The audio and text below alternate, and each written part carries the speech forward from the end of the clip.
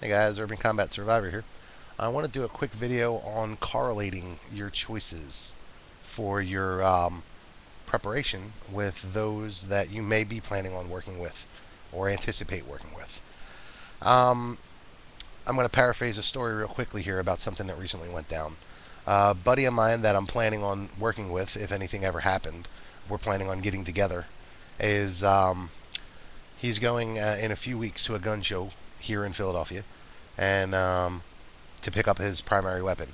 And his primary weapon is going to be a shotgun. And he still is a little bit unsure, and he was asking some questions. And I was explaining that the two most common gauges of shotgun are a 12 gauge and a 20 gauge. And I was explaining that both are viable choices. 12 gauge is going to give you more power. A 20 gauge, in general, is going to let you fire it longer without the ill effects on, bruised shoulder and that kind of thing. And that perhaps smaller people would be able to fire the 20 gauge more comfortably. And now that's not to say, I want to clarify real quick. You can buy low recoil rounds for a 12 gauge. And the reason I chose a 12 gauge was the versatility of it. But I wanted to give him the fair option of the two. And he asked, which gauge I had. I told him the 12 gauge. And he immediately said, well, then I'm going to get a 12 gauge so that if anything happens, we can share ammunition if we need to. And man, that made sense. And it's something I just hadn't thought of. While I thought on a personal level that I need to make sure that I pick up firearms that have very common ammunition, I hadn't thought to correlate that with others that I may be working with.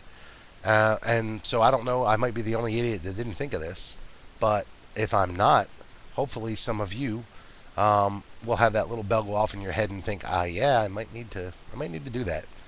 So what we did was we sat down, three of us that are planning on working together, sat down, four of us, sorry, and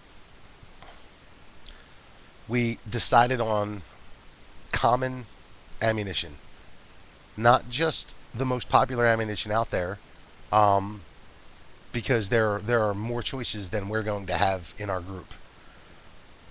If we didn't come to this conclusion together, it might have wound up that one guy had a 308 rifle, one had a 7.62 by 39 rifle, and one had a 5.56. And basically, none of those would have been able to exchange or interchange ammunition with the others. One guy, I might have been the only one with a 12 gauge, and two guys had 20 gauges, and one person didn't even have a shotgun shot with a rifle. But at the end of the day, I hadn't thought of making sure everyone you're working with is choosing exchangeable ammunition. So that's something that we've now worked out.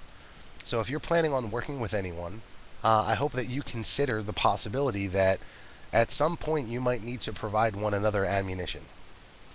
And if that is the case, then you need to make sure that it's exchangeable for your weapons. So we came to our conventions. I'm not going to really get into what we chose because that's not the point of this video. I will do a video on that though. And another thing is I got the new camera here, so I'm hoping this is no longer a fuzzy video for you people. So think about the people you might be working with and think about maybe making conventions on the ammunition that you're choosing, because you never know.